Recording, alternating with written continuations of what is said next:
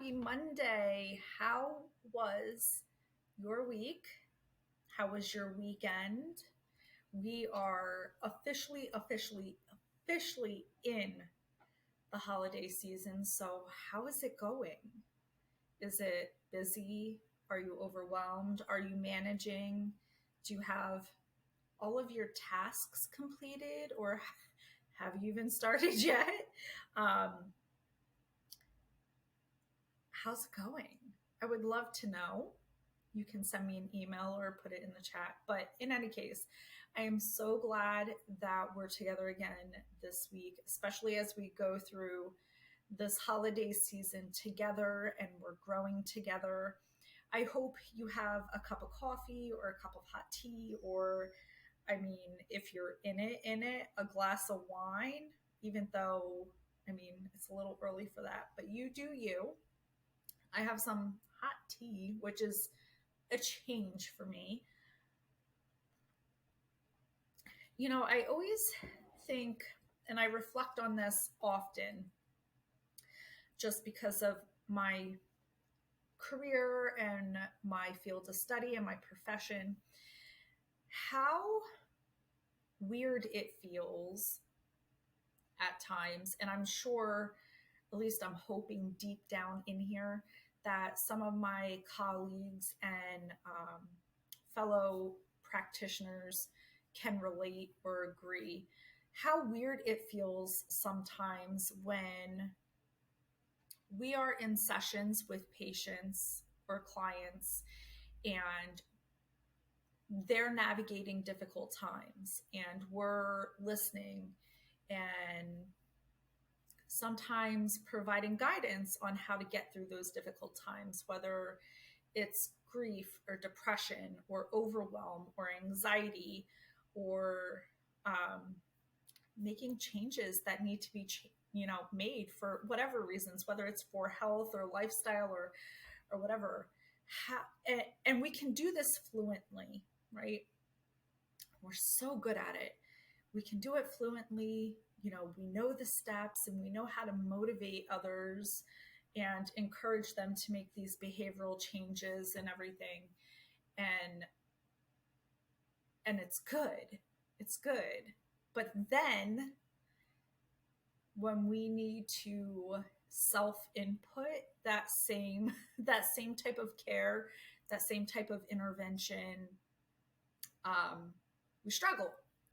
So if we're dealing with anxiety or dealing with overwhelm or behavioral changes that need to be made because of health, maybe for example we need to implement movement and a diet change so that way our medication's working, something like that. We often are not very good at it. We're not very good at taking our own advice. We just often aren't. So today's topic is like that for me. I felt very strongly that this was something that I wanted to talk about and something that I wanted to start the conversation with, because we go through this holiday season and when we address things from a mental health standpoint or a behavioral health standpoint, they go hand in hand. We kind of like graze over this and we talk about it as hard times or depression or anxiety, and that's not always what it is. It's often something else, but I wanted to talk about it, but I'm going to be honest and say that it's a part of my life as well. And so it makes it difficult. It makes it difficult to speak on. And I even went back and forth for a while thinking like, because I'm going through this too, because this is something that I experience and struggle with, am I qualified enough to speak on it, even though this is something professionally that I help other people with. And that is coping through the season. So coping through this season when you are no contact with family, whether that is a person or people, or I know some people who are no contact with the entire family. Um, how to navigate that during this season, particularly because it's not always easy um, at all. So I want to acknowledge that before we move forward. So if you are somebody who is experiencing this, whether you are the person who has decided to be no contact, or even if you're on the other side of that, if you are the person who has somebody who has chosen to be no contact with you, because there are two sides of that, and I want to make sure we're acknowledging that. Um, it's hard. It's hard, and it's not. I don't want to say it's okay that it's hard, but it's normal that it feels hard, especially right now during this time. So, how do we navigate this time when we are no contact, rather by choice or not by choice, whether we are on the receiving end or not? I actually found this interesting. I did a little research before coming to you guys because, like I said, I do talk to patients, clients, sometimes about being no contact, because this is a part of mental health. Sometimes this is a part of behavioral changes that people might need to make to take steps forward in their lives towards positivity. So I wanted to look this up and see if there are any statistics behind it, and it's crazy. Did you know that 90% of people in the United States, and this is the Institute for Mental Health, 90% of people find the holiday season challenging? It kind of broke my heart to read that. This is supposed to be the most joyous time of the year, whether you are a Christian or you're Protestant, you're Jewish, you're Muslim, wherever you fall. This is just like the season, right? The season of joy. Even if your religious belief is different from the person next to you. But 90% of us find this time really challenging. Within that 90% is I'm going to call them the no contact group, us. I'm going to call us the no contact group. The reason why we can often find this challenging, there's many reasons, but just the prospect alone of getting questioned by other people can be really anxiety ridden, because you will have family and friends question you about why you are not spending the holidays with a person or people. So what can you do? What can we do? How can we navigate this season appropriately and make it out on the other side? One of the first things that we can do is have an elevator pitch. Bear with me here. Have an elevator pitch ready to go.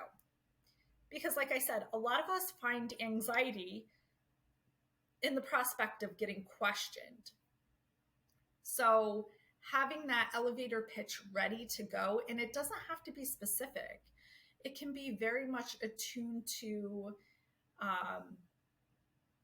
your care and serving your best self and being attuned to your mental health. It does not have to be, your answer does not have to be regarding the other party. Okay, your answer can just be regarding yourself. But having that elevator pitch ready kind of takes the sting and the anxiety out of when those questions come. because those questions are going to come. I have had family members question me about, where is so and so? Are you going to be spending the holidays with this group of people? And for years, I would isolate during this time. I love this time of year. Love it. I love to see my kids' faces and just the joy it brings into my home. But the holiday season is a struggle. It is a struggle for me every year. And I found that, the hard memories would creep back up when this time of year would approach, and the heartbreak would creep back in, even if it had been like time removed. So I would isolate. I would like lock down the house, essentially. Like nobody would come in, and I would just be closed off for this entire holiday season. I would just address my children and my husband and make the memories within my house, and do the cookies and look at the Christmas lights and everything like that. But if it had to regard anybody outside of this house, instantly shut down. Like I would shut down socially. I wouldn't go visit anybody because I knew I was going to get questioned and have to explain things. And I didn't feel like that was my place. I didn't feel like that was my place to be doing that. And I didn't feel that that was fair, that I owed anybody an explanation as to why I made the choices I made, because they weren't involved. So why did I owe them that personal business? But now, it's still a struggle. And sometimes I find myself needing to remind myself, like, hey, you're isolating a little bit. Let's not do that. And having just a really generalized answer. And for me, and this might look different for you, but for me, I just say, it's really unfortunate that we can't be together during this season. But my priority is on my mental health, and I need to be able to serve my children to the best of my capacity. And I just leave it at that, because some people will look at you like you're insane when you give that answer, and other people will be like, oh my God, I get it. And that's enough. And really, you don't owe anybody more than that explanation, especially if they aren't directly involved. You just really don't. Going through this being no contact, or if that's your choice, you are frequently going to second guess yourself during this time of year. Did I make the best choice? Did I make the right choice? Should I have made that choice now? Should we reconnect just to go through this, time together? But I really encourage you, and I'm not promoting anybody to go no contact. I'm not. But if you're finding yourself in the spot and you have been no contact for a while, when these thoughts start creeping in, to ask yourself, how does this benefit you? Like, how does it benefit you in regards to not what are you going to get, but is this going to disrupt your peace? Is this going to make life chaotic and difficult for you? Does this person bring in negativity? And then if you have children, and this is where I always take it, because my children are my circling universe. I always ask myself, is this somebody that I want around my children? Does this person deserve to have the privilege to be around my children? And will this person serve my children's best interest at heart? And if that answer is no, then I just leave it. I let it go and remind myself that it's an intrusive thought. And especially if, you know, the other person or people are not making efforts to contact you or be in your life or anything like that, being a little realistic with those answers. Also, mentally preparing is really important. I like to, and I always encourage other people to as well, to prioritize your time. I know we get hung up on schedules and we get hung up on, like, I have to be here then, or like everything's so scheduled. I just don't want to be scheduled. But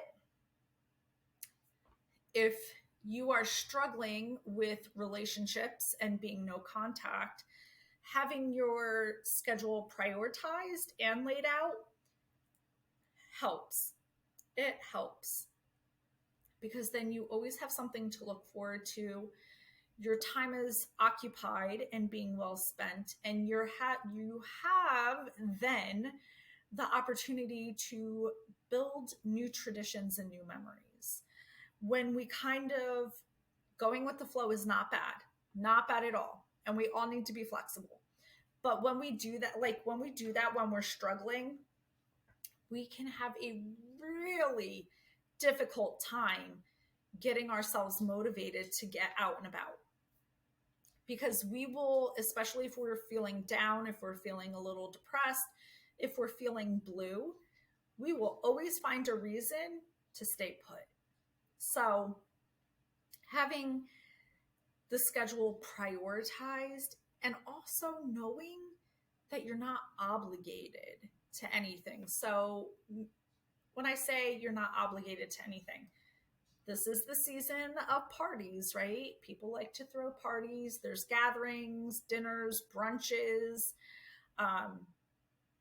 If you know there is an opportunity for run-in or conflict, you're not obligated to that. You can prioritize your time on the back end to have your schedule set up the way that you see fit. And, if paths would cross, you can go this way. You're not obligated. You never owe anybody your time. I know we tend to feel guilty and we feel like we need to make appearances and this is the way that it's always been, but you really aren't obligated to that. Another thing that helps is having somebody trusted that you can talk to, whether that is, a spouse, a partner, a friend.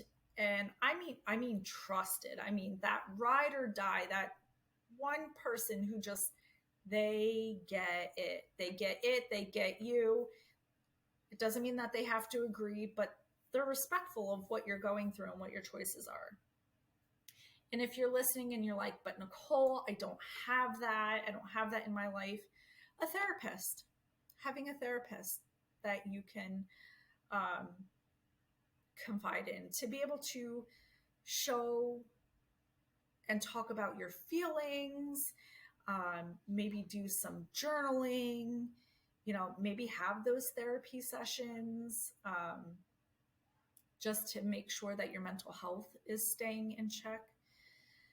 The other thing that I personally like to do, and I want to share that with you, as we're learning how to navigate through this, is traditions. So there are some traditions that were established for me throughout childhood, and they are traditions that I take with me today and I do with my children. And they're things that I will always do, even despite the fact that, I am no contact with a portion of my family.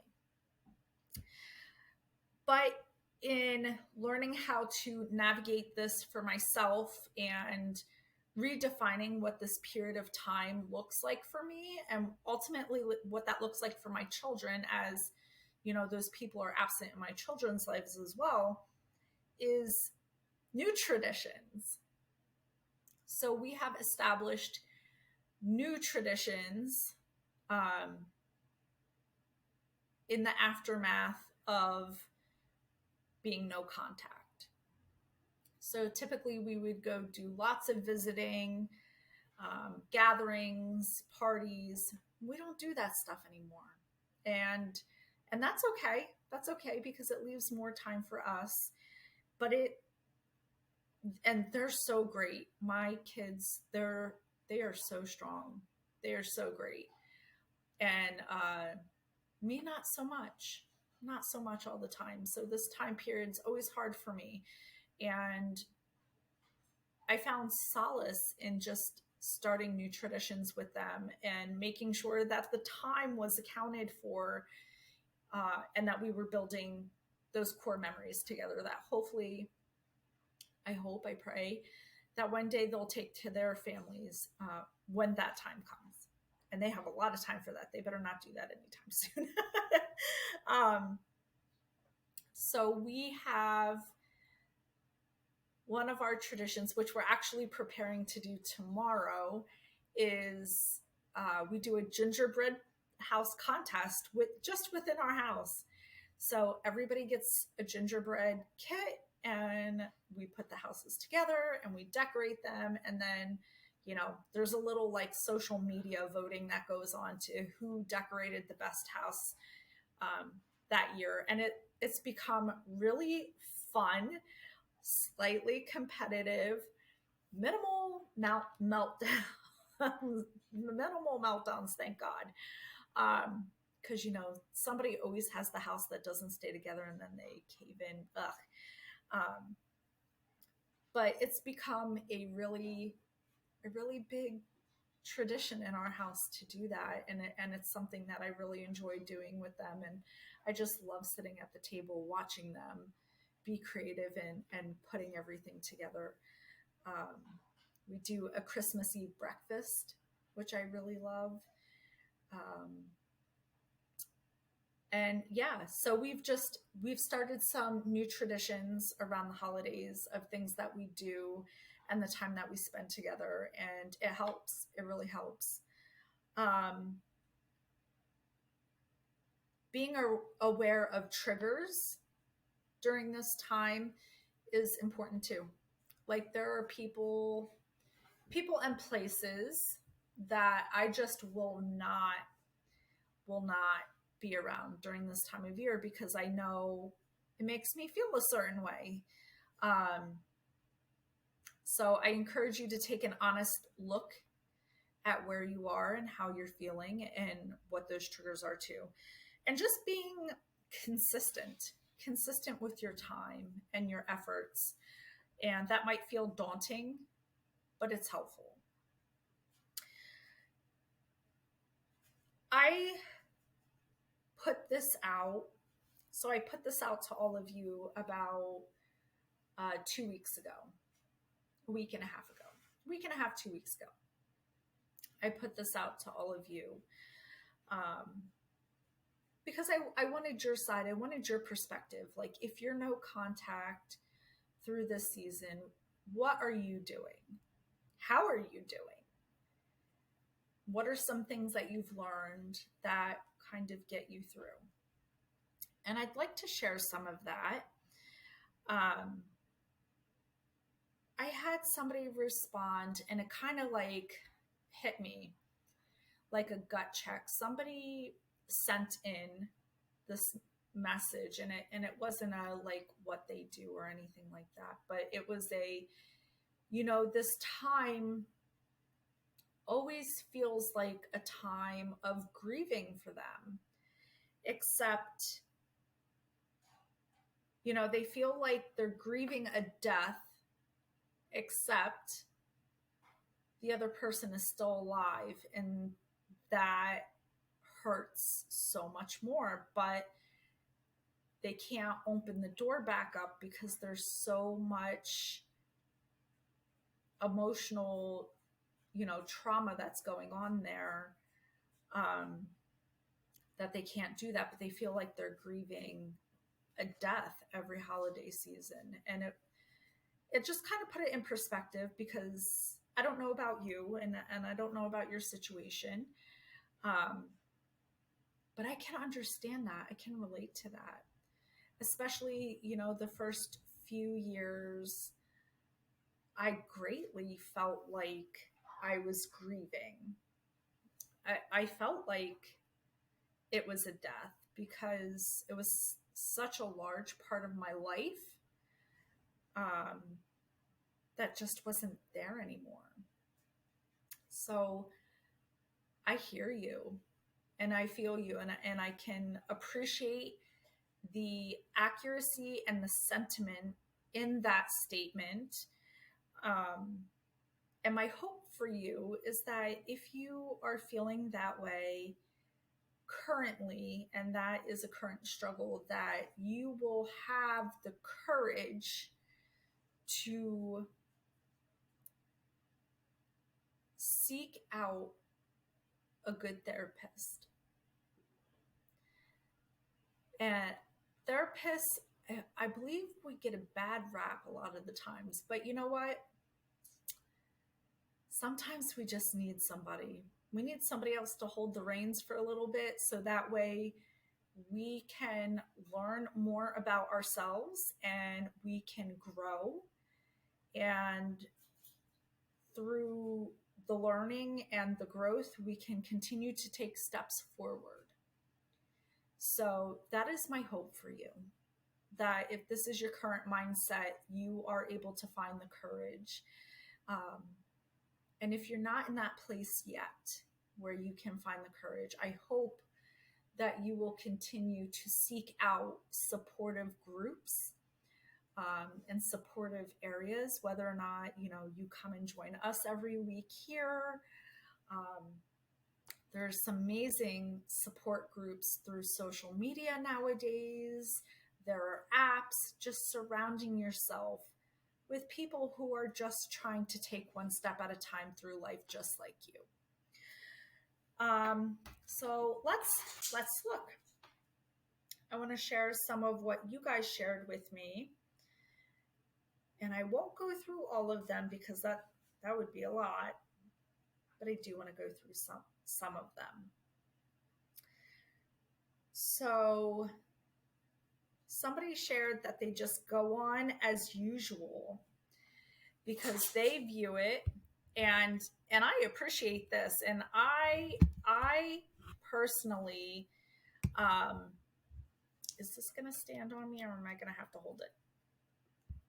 I personally admire people who can kind of view these things analytically and take out the emotion of it.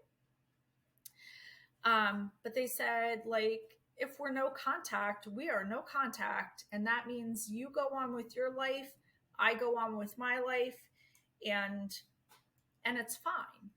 It's fine. I'm not hurt. You're not hurt. All is well in the world. And I love that. I love that for you so much, because being able to move on and move forward, that's important. And we have to, because life keeps going, right? I wish I was that way. I wish I had an ability to do that. I wish I had an ability to not think about that, I guess, because I am more, I know this about myself. I am an emotional person. I live very passionately.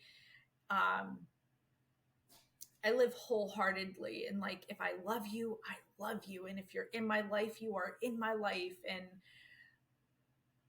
if you were in my life and then you're not, like, I am hurt. I am hurt. Even if it was terrible circumstances, even if it was horrible, I am heartbroken over that, because that's how I live. I can't help it. I've always been that way. I have gotten better over the years, but I just take those relationships with such deep meaning that it's difficult for me to separate that. So I love that you can place some sort of analytical boundary around it. Like, no, we decided no contact. That meant no contact. So you go on, I go on it, and we're both moving. Somebody else said, with a lot of self reassurance, that they just make a concerted effort to give themselves constant reassurance, positive affirmations that they are doing well, that they are healthy, that this was the right choice for them, and that they have children too, and they take their children in perspective to that choice. And that is not a positive it's not a positive experience, so they wouldn't subject their children to that either. So I like that as well. I think that's amazing, to be able to have a tool set where you're like, I know this is difficult, and I know I'm conscious to the fact that I need to continuously reassure myself, and I need to give myself those positive affirmations, and I need to be very mindful and considerate that I need to be in this mindset right now because I know where things are going. So I love that for you too. And I have somebody said to breathe in positivity and exhale negativity, and that they have been able to get to a place where they don't feel bad about it anymore. And that, I want to give you so much love for that recognition.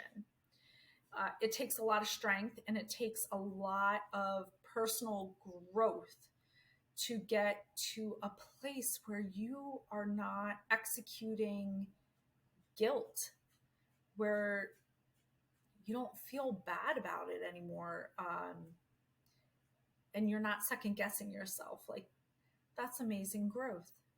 So I am so proud of you for that. And I hope you guys know who you are. I am not naming names, and I am taking out identifying information.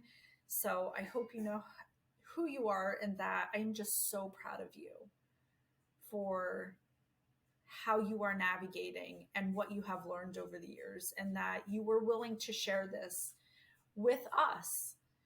I have another one here. I'm going to do two more. So I have another one here that says that they trust and believe in God, and that God and their faith will pull them through. And that is,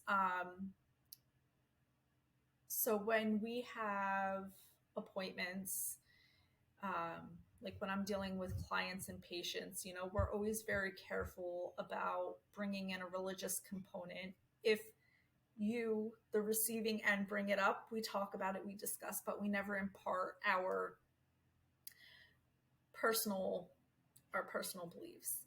But I can do that here. So I want to say to you, amen. Amen.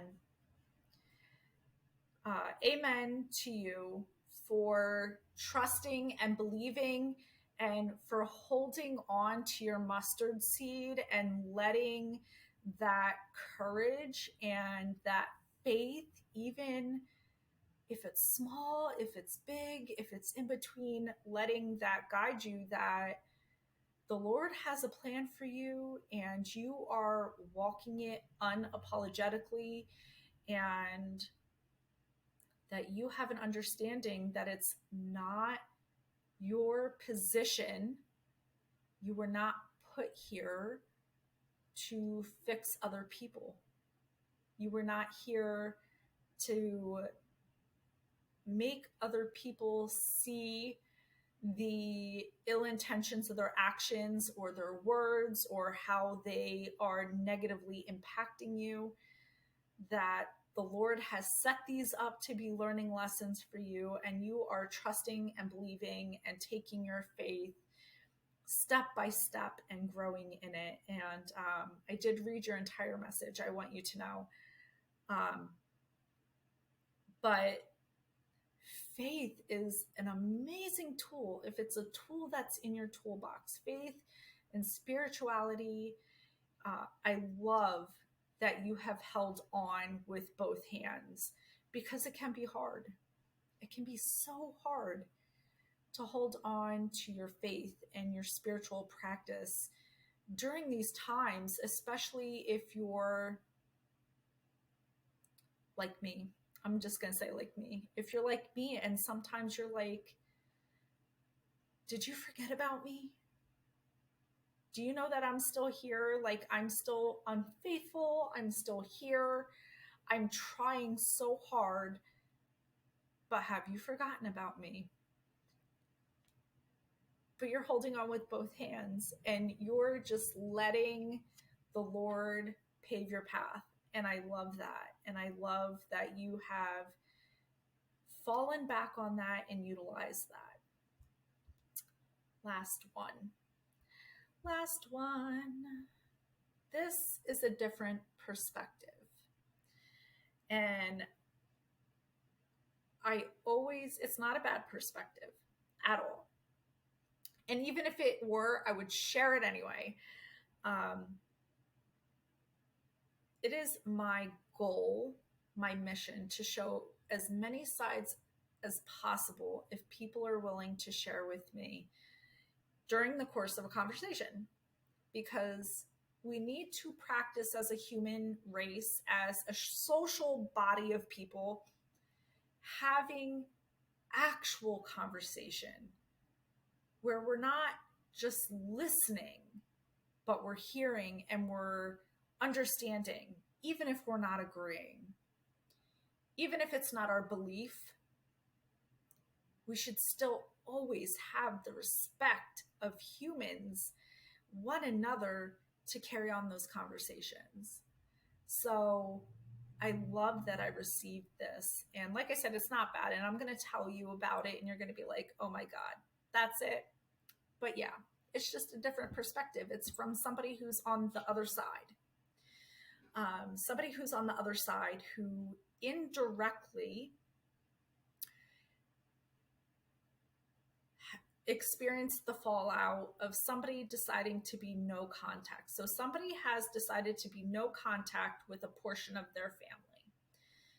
And because that has happened, this individual indirectly is going through with the fallout of that, because the person who has chosen to be no contact kind of just said, you know, if you're involved with this person, I love you and I respect you, but it is my choice to stay away. Like, you can have this relationship, it's perfectly fine and I love you for it, but for me, I have to be away. And this person kind of shared that, you know, they have never decided to be no contact with anybody, but somebody close to them has. And they see from their eyes how it has, you know, negatively impacted their entire family. And that it's caused a lot of hurt. And even though it wasn't done to them, they have experienced that hurt because it's affected them and their household as well. And they're not entirely sure why. You know, the person is respectful of the fact that the individual has chosen to be no contact, but they don't know why that is. They don't know why that no contact has happened. And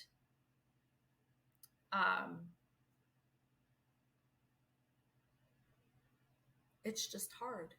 It's hard to be on the other side. And they've tried for reconciliation, you know, to try to be together. And it has not worked. It has not worked at all. um, they just kind of watch from afar, but they they don't know, not that they don't know, but there's nothing that they can do in that instance. And like I said, like that's not earth shattering. That's not earth shattering, but it's a perspective from the other side that I want to make sure I'm putting out there and sharing, because it was shared with me, and I think that's important. And um, we sometimes we forget about that when we make decisions for our own lives, and maybe we're aware of it, who knows. I think sometimes we're aware of it and sometimes we're not, because we're so focused on the survival mode of it. We don't give ourselves an opportunity to think about it. But when things like this happen, where we're no contact, or somebody's been cut off, or there's been a falling out, or whatever the circumstances are, is that it's never between the person, it's never between the direct parties. So it's never between the person and the other person or group of people. It's never between the direct parties. There's always a fallout zone that other people just indirectly get put in. And that's not fair to them.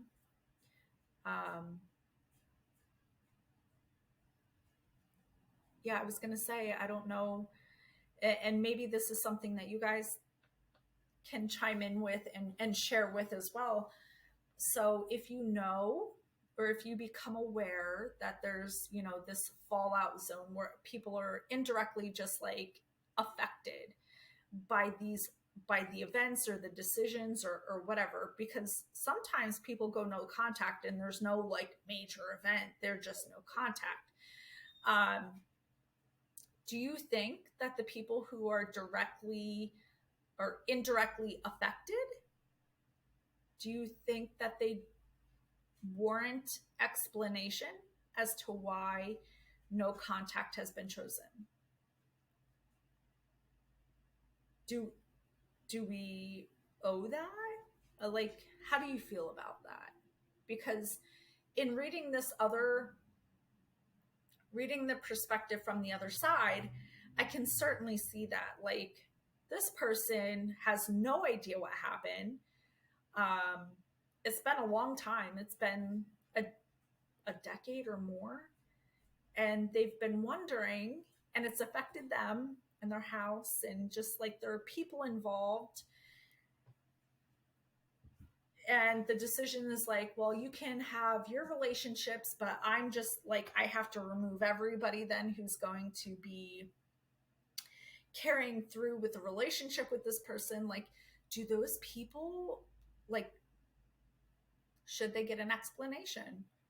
Or should we just say simply, like, I respect you for the relationships that you choose to have, but if you have a relationship with this person or this group of people, I can't have a relationship with you because there have been things that happened or are happening that are destroying my mental and emotional well-being. How do you feel about that? What do you think? I would love to hear that from you.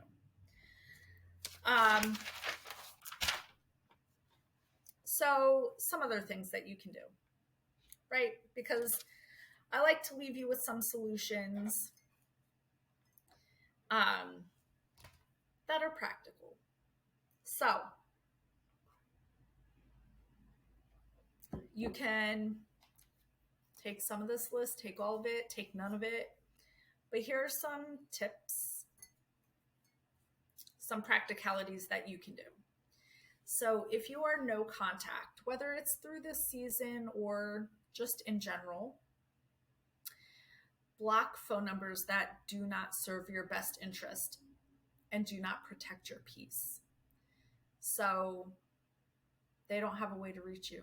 You're not going to get that text message. You're not going to get that phone call because those numbers are blocked. If you're on social media, which most of us are, if you're on social media, unfollowing or blocking them on social media, so that way, you know, there's a sever of being in the know of life events. If you choose, so I just gave you, a little bit of a background of the other side, right? Of the other perspective. If you're like, I don't want to do that, I don't want anybody to like be in my fallout, you can be upfront and say, hey, I know you have a relationship with this person. I don't want a relationship with this person. We are no contact. So I'm not asking you to make a choice, but I'm just telling you, like, I don't want any updates or any information at all about so and so. And on the other side of that, I really need a commitment from you that you are not going to share any of my life, any of my information, any of my updates with so and so as well. Like, just don't talk about me when you're with that person. Pretend I don't exist. Making sure that you have internal and external boundaries. You know how you feel. You know what makes you comfortable. You know what makes you uncomfortable. You know what spaces provoke conflict, what spaces provoke anxiety. Make sure you have boundaries around them so you don't get to that place. Keep yourself in a healthy space and establish beforehand what that looks like for you. And nothing in the realm of boundaries is crazy. So if it's a boundary that you've set up and it's for your mental and emotional health and well-being and safety, and for that of your households, whether you have children or partners, spouses, dogs, cats, chickens, whatever, it's not crazy. Don't feel bad about it if that's what you need to do for you. In some cases, you might need to change your social group. And I know that's really hard, especially when we get older, because how many of us are good at making friends when we're older? I know it's hard for me. I'm at the point where, like, I see a new big group of people and I'm like, please don't, because large groups just, give me panic. But if your boundaries and if your requests are not being honored, then you might need to change that social group. And it's okay. It's all right. Don't engage. So, like one of our listeners told us, no contact means no contact. Don't engage. When you go no contact and when you put boundaries up, and like, if people will say a form of no contact is gray rocking or whatever. There is often a period of behavioral extinction, meaning the other person or people haven't entirely received the message excuse me, that we are no longer communicating. We are no longer involved with each other. And whatever negative behavior or negative thing was happening on their end, it's going to escalate for a little bit because they have not received and absorbed the message that we're platonic, like nothing is going to happen right now. So if they call, they email, they social media you in whatever way, shape, form, they have other people try to find out information. They're just, trying to engage, grasping at straws, really. You don't have to respond. You don't have to engage, because a non-response and not engaging is an answer. It's an answer. And it's a respect of your boundaries. So be okay with that. And most importantly, and I appreciate the difficulty that this presents, because like I said, like I'm there with you, and this is something, and maybe one day I'll talk about it a little more in detail. Um, but I'm there with you in the struggle of going through the holiday season and being no contact.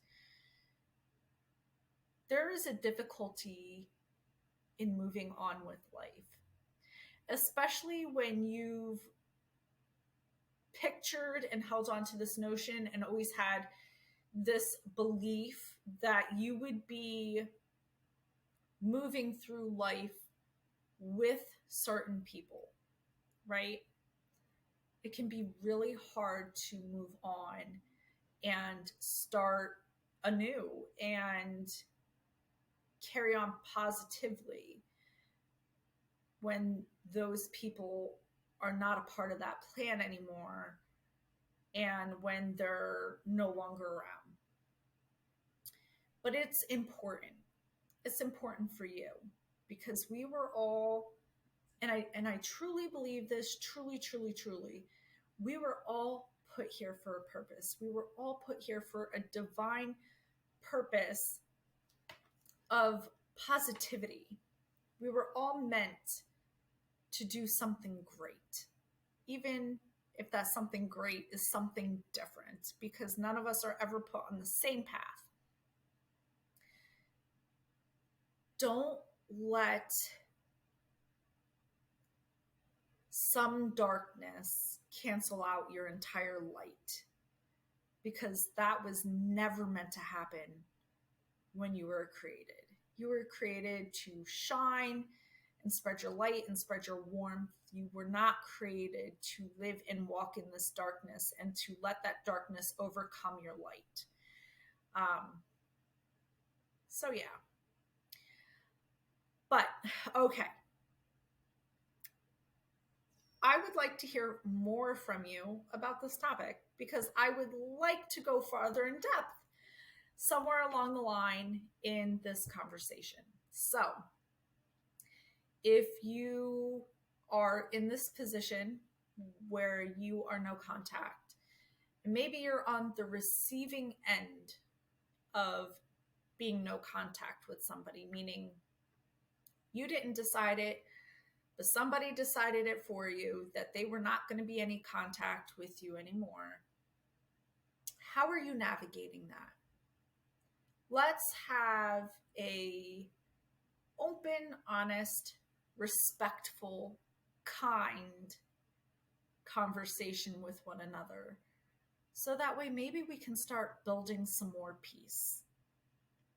But in the meantime, until we see each other again, be kind, be safe, be clever, be a good friend, make good choices, have fun, and more importantly, just breathe. See you next week.